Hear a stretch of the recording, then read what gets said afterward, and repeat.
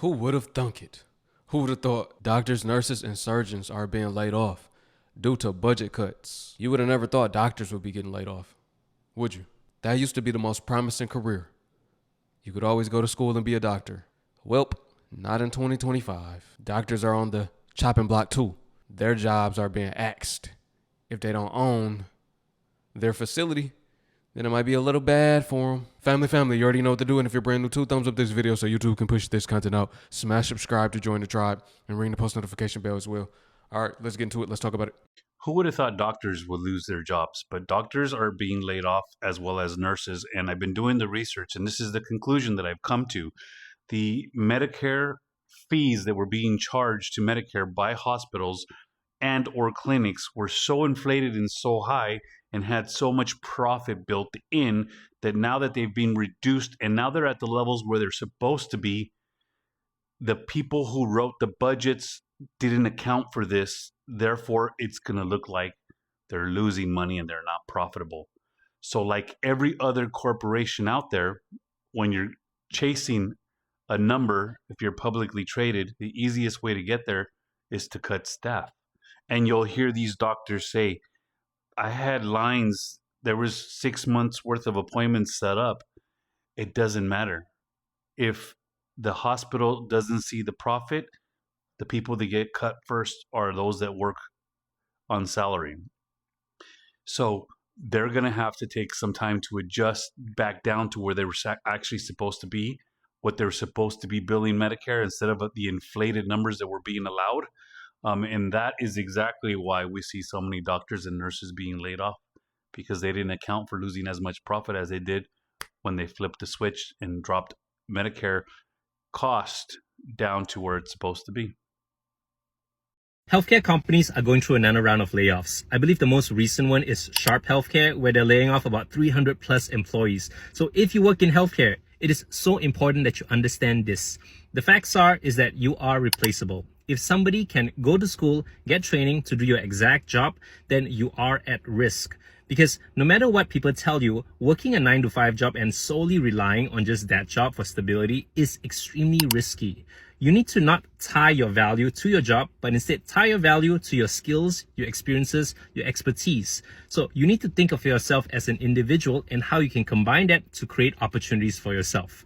Right now, in the age of the internet, of artificial intelligence, there's so many ways to do that. But just understand that a lot of the risk is in solely depending on 9 to 5. As a healthcare worker, you have a lot of unique expertise, so make sure you take advantage of that to create opportunities for yourself. So if you enjoy this kind of content, go ahead and follow for more. Providence Hospital announcing more layoffs because of Medicaid cuts that have not happened yet. Let's check in on their executive salaries. Guy Hudson making a modest $6 million, while their president and CEO only makes $5 million with a nice $460,000 bonus. Keep in mind, this is the same hospital that got sued by the Attorney General because they were training their staff to not tell people about charity care. Jennifer Burrows, who makes over $1 million a year, said that nurse wages in Oregon are highest or second highest in the country. So therein lies the problem. It's these freaking nurses. There will be hospitals that are in rough shape over these Medicaid cuts. Providence is not going to be one of them. Hospitals. It is not looking good for the hospitals. It is not looking good for the doctors due to these Medicaid cuts. Thanks to your boy, Trump. Thanks to Trump, even doctors might have to find a new career path. Imagine your doctor working at the dollar store. You're like, man, that was my old doctor. What's going on? He a Dollar Tree now? It's 2025 for you. This is 2025. Where even being a doctor is not promising anymore. It used to be like this. People would used to say, the only reason you should go to college is if you're going to be a doctor or a lawyer. Well, let's exclude doctor out of that now. Now people are going to say, I could see if you're going to school to be a lawyer. That's the last one left, ain't it? And you got AI representing people in the courtrooms. Y'all might have missed that one. But a robot represented someone and helped them fight their case in the courtroom, like last year. So it's not looking too promising for the lawyers either. But look, so not only are doctors being let go, they're also denying jobs. They don't want them. Nah, I'm good on it. Ever wondered what happens when nearly half of doctors offer jobs at the VA hospitals say no? That's happening right now. So from January to March of 2025, almost 40% of doctors turned down VA job offers, quadruple last year's rate. And that's just the tip of the iceberg. So far this year, the VA has lost over 600 doctors and about 1,900 nurses. And those numbers are going to keep climbing. That means veterans, many of whom are battling toxic exposure illnesses, are waiting longer for care, and staff burnout is reaching new lows. The VA Secretary, Doug Collins, claims frontline care is safe, but internal warnings and protests paint a different story. Veterans and staff alike say that this isn't just a staffing problem, it's a complete breakdown. If we don't act, our heroes may lose access to the very care that they earn. So share this, push your rep, demand accountability, because this crisis just cannot stay hidden. Hi everyone, today is August 8th, 2025. So today is Friday. My official last day with Optum was August 7th, 2025, which was yesterday, Thursday. Optum has known since July 24th that they were going to lay us off, and yet when you call HR, when I have called HR to ask regarding my final pay, they don't know anything. And then they have to investigate. And then finally it shows that, yes, I have been terminated. So yeah, but I still haven't gotten my final pay. I haven't gotten any responses for my severance letter that I sent back with signature. I haven't even gotten a reply stating yes, it was received, working on it, expect so many days until you get paid for that. So yeah, I'm very disappointed with Optum and their communication, because they've had about 14 days to work on all of the employees, paperwork, final day, final pay.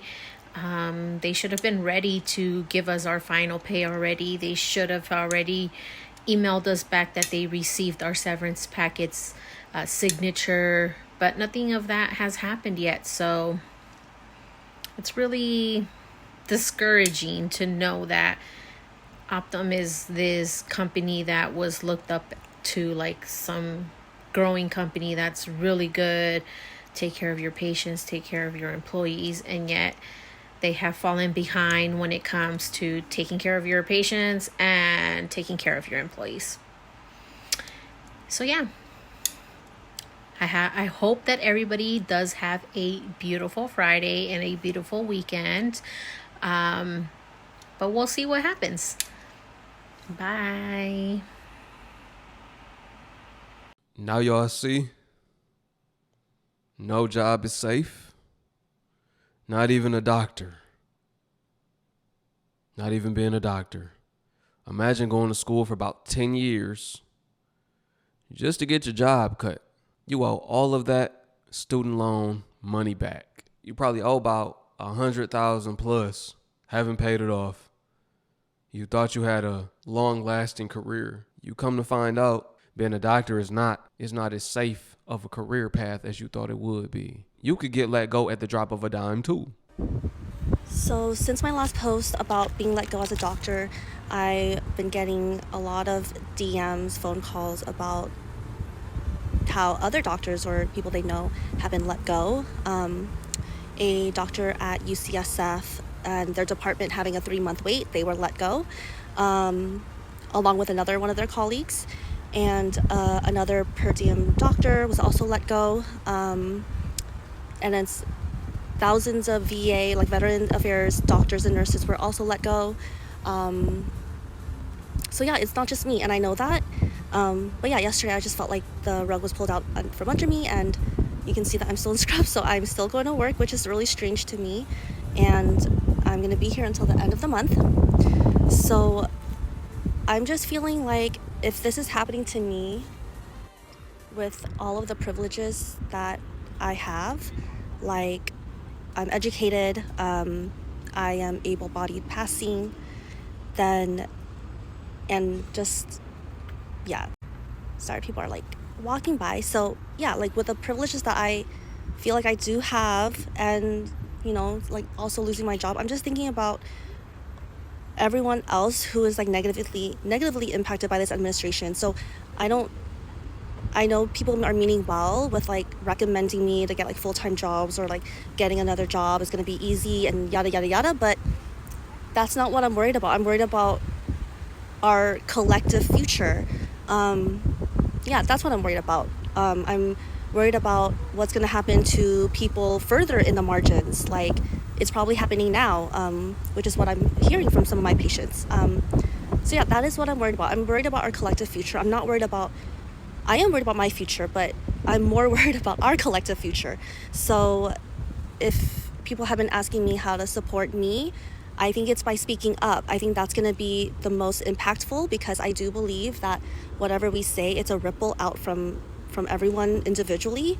And one of my friends did tell me before that, hey, all these conversations that I was having with my parents, who are MAGA, unfortunately, she said, hey, that is also activism. And that really opened up my mind about what activism can look like. And so yeah, I think just talking to people who, if you have capacity, that would be supportive, and that would be supportive for me and like for everyone who's going to be impacted by this administration, or the people who are already impacted. So yeah, thank you. Okay. Now, I talked about the doctors, right? Let's get into the nurses. Yeah, you got to kind of go to school for a less amount of time to be a nurse. We know that. But this was a career path that everybody was signing up for. All of the women wanted to be nurses at one point, right? That was the goal. I'm going to be a nurse. The guys, they wanted them a nurse. I'm going to get me a nurse. Well, look, even nurses are being let go as well. It's not just the doctors. It's surgeons, doctors, nurses. It's everybody. The nurses. Let's get into the nurses, because they've been having it hard too, just as well as you. So this is what it looks like to be a nurse practitioner who was laid off her HIV job after working for the same company for almost 7 years. I get to be at home on a Wednesday morning and relaxing, because I started working some. I have 2 telehealth jobs that when I work on one day of the week, and the other one I pick my own schedule until I figure out a full-time job or my next move. This feels kind of weird. I feel like I don't know what day of the week it is ever now. I guess it's Wednesday. I guess I was laid off almost 2 weeks ago tomorrow, which is absolutely insane. And yeah, I'm excited for what's to come in my nursing career. Big news out of Austin, Minnesota. 37 union nurses at Mayo Clinic Austin just received 90-day layoff notices. Mayo says it's because of low inpatient volume and operational changes, but let's unpack what's really happening here. These nurses are all members of the Minnesota Nurses Association, and they were given official WARN notices. So that's the legal requirement when employers plan mass layoffs. But the union isn't buying it. They're calling this a union busting move, and they filed charges of unfair labor practices. So this comes from Mayo Clinic Health System, one of the most prestigious and wealthy healthcare brands in the country. So why are they cutting frontline staff? The very nurses that the patients depend on. So this isn't just a local issue. If you've been following my videos, it's part of a national trend. Hospitals are consolidating services, shifting care away from smaller community facilities like Mayo Austin, and in the process, cutting bedside staff, often while executive compensation keeps rising. Nurses have warned for years, safe staffing saves lives, but decisions like this send a clear message. Profits and efficiency are being prioritized over patient care and worker stability. So here's the question. Is this truly about declining volume, or is it about breaking the union and centralizing power? You decide. Let me know your take in the comments. Stability is a word that shouldn't even be thrown out there no more. What stability? Stability don't exist. There's nothing stable about the 2025 job market. There's nothing stable about this economy. There's nothing stable about the government. They back and forth, one thing after another. Broken promise after the other. Up and down, up and down, up and down. Lies, broken promises, budget cuts. You thought you had a job, now it's gone. You were up here, now you're down here. It's steep. There is no stability. If so, it's this much left. Just a little bit. Just a smidget of stability left out there. If you have it, you better hold on to it. I'm telling you. Hey y'all, hope y'all can hear me. Just came here to give you guys an update. I am officially laid off. So I was driving back to work this past Sunday, and halfway there I got a call from my manager, and she said basically don't report to work today or the next day. And she said that my station was getting shut down due to low patient activity, which I understood because since they moved me to this new station in March, I can count on my hands how many patients I've seen since March and May. So, yeah. She said to give her 48 hours and she would let me know what to do as far as like if we're being moved somewhere else or anything like that. It's been over 48 hours. I haven't received a call, a text, or anything. I'm completely removed from the schedule. They ended my reservation at the hotel, so I had to, go pack up and move my stuff back home. And that's how it is for most of the nurse practitioners that work for this company. All of us have basically been laid off. There are some people I think that they're keeping just for right now. I don't know, but 95% of us are gone. I can't say that I'm surprised because of how things has been going since Trump has been in office. But I at least thought that when you're messing with somebody's livelihood, you're about to lay them off, you're at least going to give them a heads up. They didn't give me a heads up when they were moving stations. But I thought at least, okay, you're laying us off. We're going to get some notice. We didn't get anything. So I'm basically on my way back home, 4-hour drive, trying to figure out what my next move is going to be. And that's one of the things that you have to deal with as a travel nurse practitioner is things like this happening. And I think I'm just going to try to relax for a little bit because I've been working a lot. I have not had a break from work since COVID. I have been working every year, every month, every hour. Like, I need a little break to kind of regroup and figure out what I'm going to do. I've been thinking about taking like classes to a refresher course, like knowing how to suture and splinting and do INDs and things like that, so I can apply to some urgent cares in my area, because my goal now is to try to get a job at home because I have not been at home in a while. So yeah, I really want to be home. As far as the way I'm feeling about it, I'm sad because I don't like to be in positions where I don't know what's next. I like to have a plan. So if I would have known that we were going, like if I would have had like notice, oh hey, we're gonna close down in the next week or month or 60 days or something like that, I could have planned better. I just don't like to do things unexpected. Which, like I said, this is a part of the travel NP world. But normally you would know when your contract is up. So yeah, I don't know, y'all. We'll see. Alright, family, I would like y'all to drop a comment below. Let me know what y'all thought about this video. Did you enjoy it? What was your favorite part? Did it give you some relief? I don't know what these videos do. Do they bring you some sense of connection to some of the People that are speaking like, hey, I feel where they coming from. They remind me of myself, or their situation is similar to what I'm dealing with. Or does it bring you to reality like, man, I'm so glad I have a job, or hey, I might not like my job, but it could be worse. I've been here for a while. Hey, I've been tolerating it. I've been complaining, but I'm just glad I still got one. I'm glad I haven't been laid off. Let me know what these videos do to you. Let me know. I appreciate y'all for watching. Peace. And to my Hebrew fam, shalom. I will catch y'all on the next one. I love y'all.